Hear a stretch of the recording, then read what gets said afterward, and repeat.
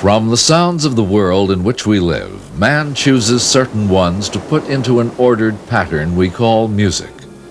Sounds exist in abundance, some beyond man's range of hearing, but musicians do not choose sounds freely, even from those within hearing range.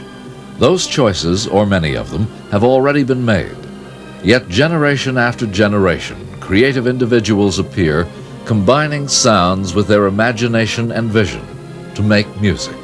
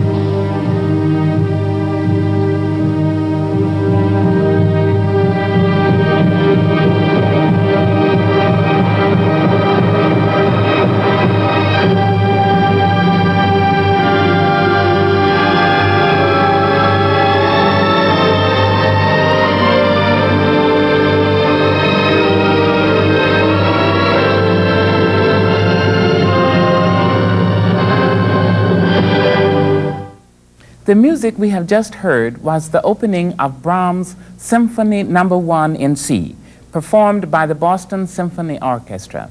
We hear this work as an organic unit, so complete in itself that its sounds and structure seem to have evolved simultaneously.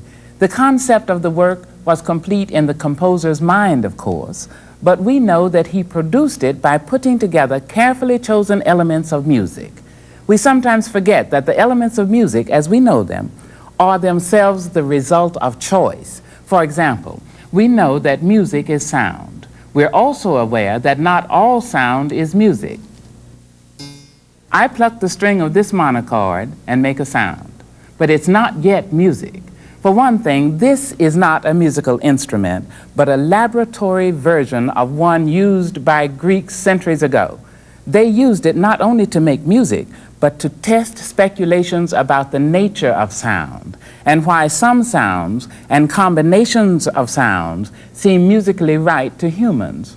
We'll come back to that in a moment, but we need to understand a little more about sound itself first. We begin by looking at sound, actually looking at the sound waves. This is an electronic apparatus which counts sound waves. It demonstrates one of the reasons why all sound is not music. The human ear cannot hear all sounds.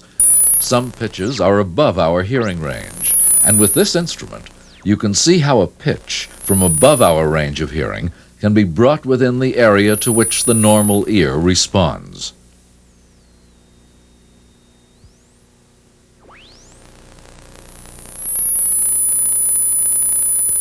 Here, around 10,000 cycles per second, are the beginnings of the sounds that normally play a role in music.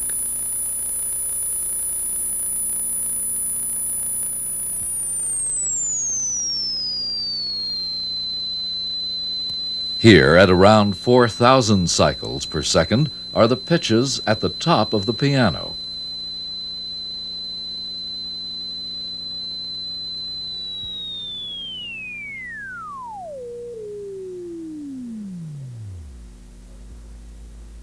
And here, below 40, are the pitches produced by the longest instruments, such as the largest pipes of an organ. Of all the sounds in the world, we can make music only out of those within our range of hearing. They must also be loud enough to be heard. Our cellist can play so softly that you wouldn't be able to hear the sound 10 feet away.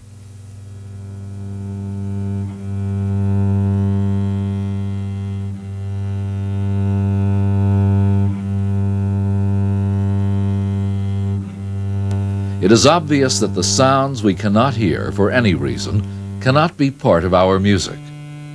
What we call music is also affected by a process of learning through our cultural traditions and heritage.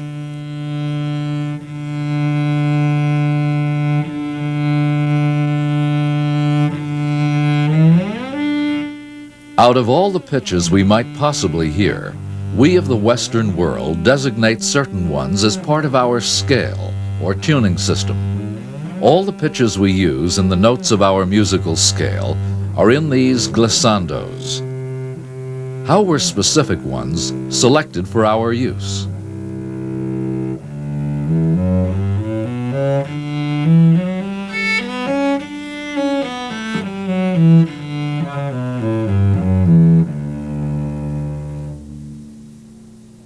The tuning system of the Western world is not the result of chance.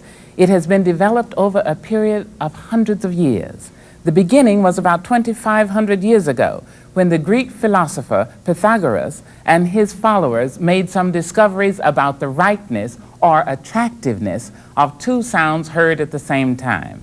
They found there was a relationship between the length of the strings and the rightness of the sounds the strings produced together. This is what they discovered. The most striking discovery made by Pythagoras and his followers was the attractiveness of two sounds produced by two strings on a 2-to-1 relationship. That is, when one string is twice the length of the other, because the sounds produced seemed identical. The pitches were given the same name. So if this is called C,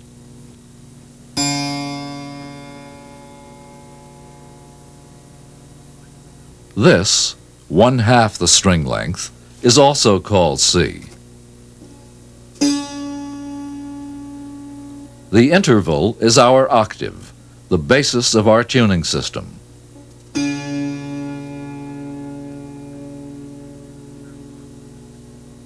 On the piano, the octave looks and sounds like this. And it does sound right to us. Equally important, these early experiments showed our taste for the combination of two sounds in the relationship of 3 to 2. We call this a fifth.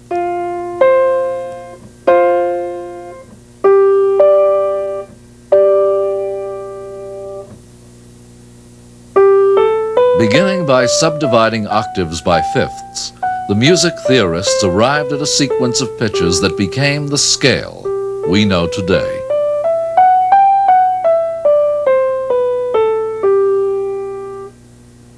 Our scale is familiar and right to us. In other parts of the world, other peoples selected different tuning systems. We are aware of that when we hear music from Eastern countries. When we speak of rightness, we don't mean correctness. Our tuning system is no more correct than any.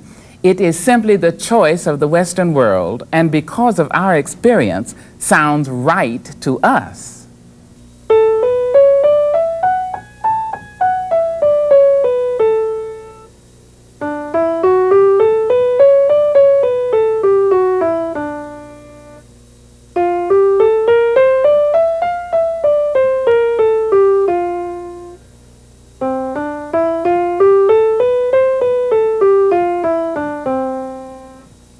From the notes of our tuning system come our melodies. Melody is a basic and enduring element of music, created by musicians, but formed from the pitches and intervals that are traditional, right, if you will, in the Western world. But the melody becomes a musical entity, as in this familiar theme from Brahms' First Symphony.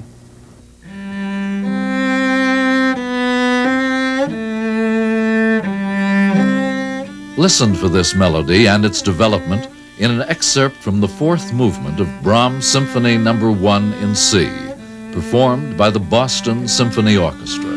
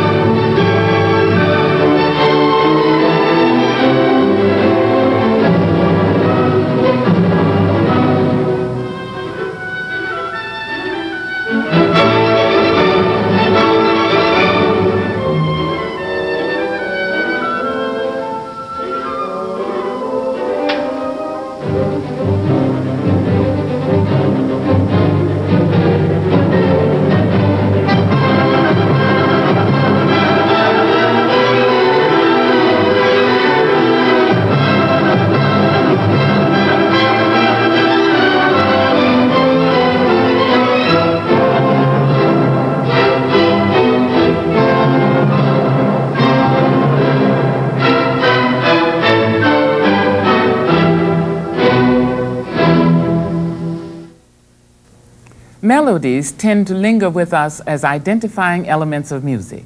We know that melodies are bolstered and enhanced by harmonies, and that the two are often interwoven. In fact, it may seem that one grows out of the other. To a certain extent, that is true. Electronic instruments, like this sonometer, shows that each note has not just one pitch, but several. It allows us to see as we hear a note. When the cellist draws a bow across the string, we hear the sound and we can see it registered on the sonometer. That large spike we see is the sound we recognize as the pitch being performed. The other sounds we see are the overtones. Overtones give sound its rich quality. Within the overtones are the octaves and other intervals.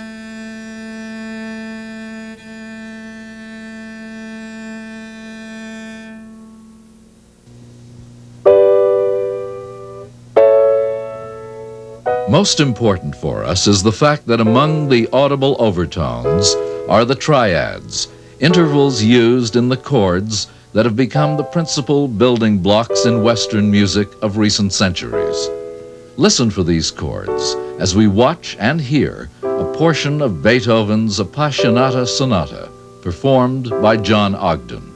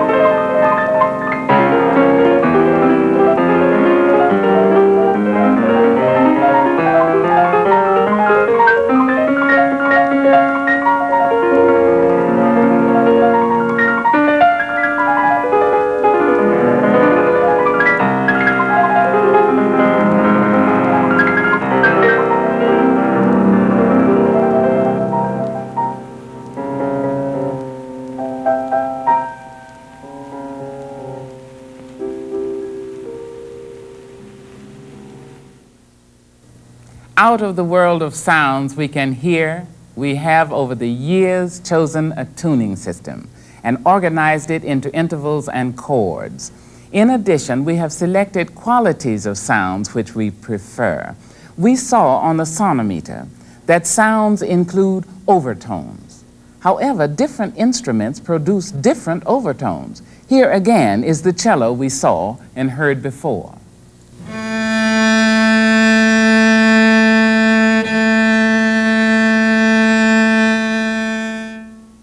That was the cello. Now we'll look at and see the sound of an oboe and note the difference.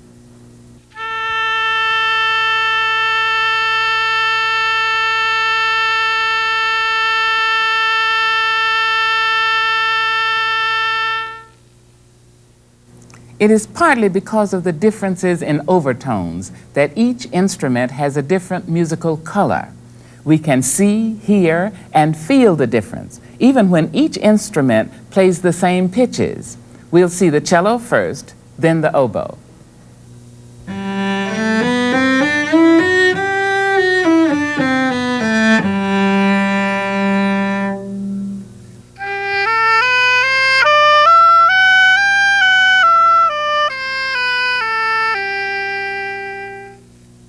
The cello belongs to the family of stringed instruments: violin, viola, cello, and bass violin.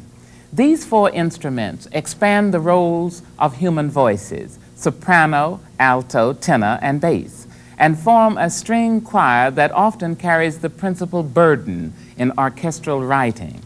The oboe belongs to the family of wind instruments, which can also form a chorus and be heard either independently or interwoven with strings. Any of the instruments can be heard alone as a solo voice in an orchestra, chosen because its sound quality fits the desired musical expression. The instruments become voices, each speaking with its own tone quality. Watch and listen for the various solo instruments as the Boston Symphony Orchestra performs the opening of Mahler's Symphony No. 4 in G.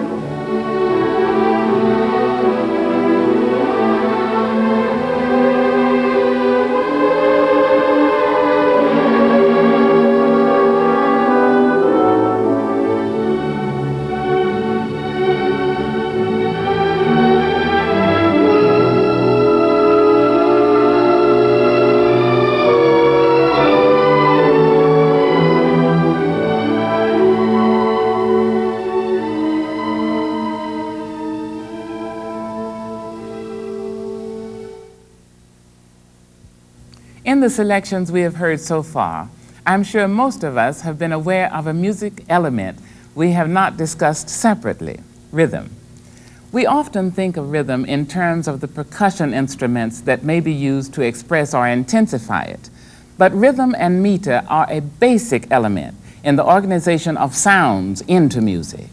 The sounds of a melody come to us in sequence, in a pattern. The rhythm and meters are often drawn from early dance forms. For example, we all recognize the flowing rhythm of the waltz.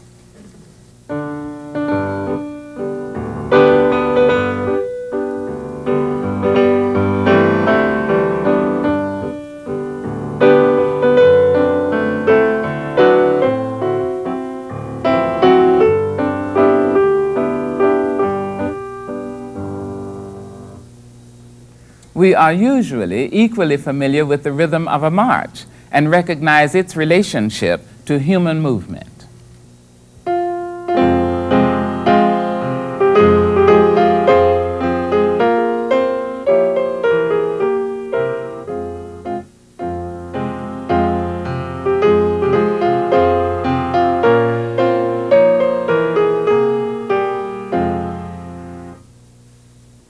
We respond to bright and lively rhythms in such dances as the jig, called by its French name, gigue, in its more courtly version.